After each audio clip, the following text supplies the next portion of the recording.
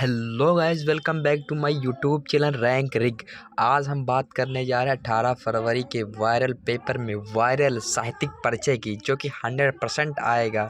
मैं दावे के साथ कह सकता आप ये लर्न करके जाइए और बोर्ड एग्जाम में इसी तरीके से लिखे, आपके कोई 5 नंबर काट नहीं सकता है।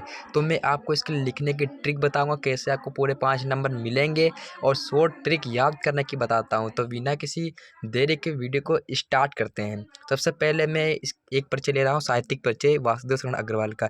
ये साहित्यिक परिचय वासुदेव शरण अग्रवाल का संक्षिप्त परिचय। सबसे पहले आपको शॉर्ट एक ब्रैकेट बनाना है, जिससे एग्जामिनर आपके पूरे 5 नंबर देगा। इसी से ब्रैकेट से ही नंबर आपके तय हो जाते हैं। सबसे पहले आपको लिखना है जन्म।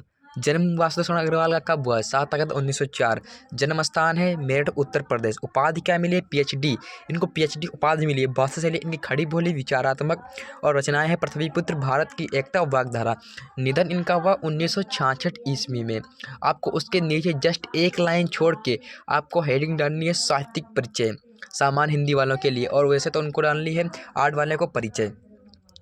आपको डालनी है साहित्यिक परिचय। तो आपको शुरुआत कहाँ से करनी है? लिखना है डॉक्टर वासुदेव शरण अग्रवाल का जन्म 7 अगस्त सन 1904 ईस्वी में मेरठ जनपद के खेड़ा नामक गांव में हुआ था। जो ऊपर लिखा है वही नीचे लिखा है, सिर्फ क्या डिफरेंस क्या है? सिर्फ ये बढ़ाकर लिखा है, वो छोटे में संक्षिप्त में लिखा है। तभी ये देखो, जन्म लिखा है 7 अगस्त 1904, 7 अगस्त 1904। यहाँ पे लिखा है मेरठ उत्तर प्रदेश, मेरठ उत्तर प्रदेश। बस सिर्फ आपको उसको लाइन टू लाइन लिखना है। तो मैंने लिखा है डॉक्टर वासुदेव शरण अग्रवाल का जन्म 7 अगस्त सन 1904 ईस्वी मेरठ जनपद खेड़ा नामक गांव में हुआ था। उसके नीचे आप फिर क्या लिखना है? इसके बाद लिखना है इनके माता पिता नखलऊ में रहते थे, अतः इनका बाल्यकाल नखलऊ में ही व्यतीत हुआ। यही से इन्होंने प्रारंभिक शिक्षा प्राप्त की। अब आप जानते हो कि जो मतलब कि जहाँ रहेगा उसका बचपन तो वहीं पर, जहाँ पर आपके माता पिता रहेंगे आपका बचपन भी तो वहीं पर बीतेगा, और वहीं पर आपकी प्रारंभिक शिक्षा होगी। तो इसमें यही तो लिखा है, इनके माता पिता नखलऊ में रहते थे, अतः इनका बाल्यकाल नखलऊ में ही व्यतीत हुआ। यहीं से इन्होंने प्रारंभिक शिक्षा की प्राप्त की। अब जब प्रारंभिक शिक्षा प्राप्त हो जाएगी तो उसके बाद कुछ आप ऊंचे तो सोचेंगे, उच्च शिक्षा के बारे में तो सोचेंगे। तो उसके बाद इन्होंने क्या किया?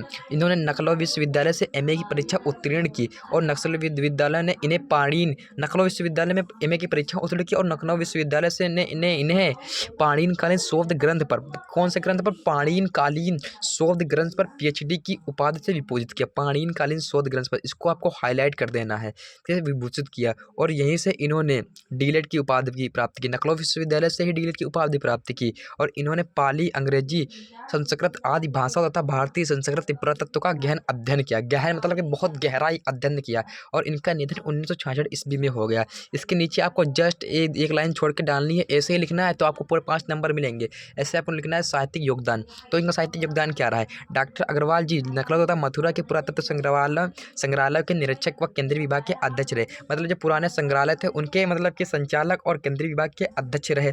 और राष्ट्रीय संग्रहालय दिल्ली, जो राष्ट्रीय संग्रहालय वो दिल्ली में है, वहाँ के भी अध्यक्ष रहे। और उसके बाद ये कुछ समय तक, मतलब कि थोड़े समय तक, मतलब कि 1-2 साल तक, कुछ समय तक ये काशी हिंदू विश्वविद्यालय, काशी हिंदू विश्वविद्यालय कौन सा? BHMU, बनारस हिंदू यूनिवर्सिटी, वहीं काशी विश्वविद्यालय में इंडोलॉजी, इसको भी हाईलाइट कर देना है, हाईलाइट इंडोलॉजी। ये पॉइंट एग्जामिनर आपको पक्का देखता है। इसको इंडोलॉजी के भी अध्यक्ष रहे। और ये एक महान निबंधकार, आपको बढ़ा चढ़ा के लिखना है। ये एक महान निबंधकार, वह महान संपादक के रूप में जाने जाते हैं। इनका यह अद्वितीय योगदान सदैव के लिए स्मरणीय रहेगा। ये लाइन आपको पक्का एग्जामिनर देखेगा, ये लाइन आपको नीचे लिखनी है। यह इनका एक अद्वितीय योगदान सदैव के लिए स्मरणीय रहेगा। आपको ऐसे ये पूरा जीवन परिचय लिखना है। इसके बाद अभी ये पूरा नहीं हुआ, इसके बाद आपको 2 हेडिंगें और डालनी है। इसके बाद 2 हेडिंगें कौन सी है आपको मैं बता रहा हूँ। 2 हेडिंगें इसके बाद कौन सी है? 2 हेडिंगें ये रही। इनके बाद आपको लिखना है भाषा शैली। तो आपको लिखना है डॉक्टर अग्रवाल जी ने अपनी रचनाओं में खड़ी बोली का उपयोग किया है। रचनाएं इनकी क्या? निबंध ऐसे लिखना है। निबंध है पृथ्वीपुत्र, कल्पवृक्ष, मातृभूमि, वाग्धारा, और एक है मातृभूमि, और 1-2 और है भारत की एकता, और शोध ग्रंथ है पाणिनकालीन भारत। और ऐसे ही आप लिखेंगे, आपको पूरे 5 नंबर मिलेंगे, कोई काट नहीं सकता।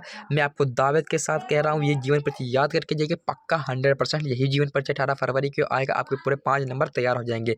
और इसके बाद मैं 1-2 और साहित्यिक परिचय लेके आऊँगा, वो भी आप याद कर ले। बाकी मतलब 3 आपको याद करना है, 3 में से आपको 1 लिखना है। मतलब 2 आएंगे, 3 इसके याद करना है और 2 उसके याद कर लो। मतलब 5 याद कर लो, आपके 10 नंबर पक्के हो जाएंगे। तो ऐसे ही वीडियो के लिए हमारे चैनल को सब्सक्राइब और वीडियो को लाइक करें।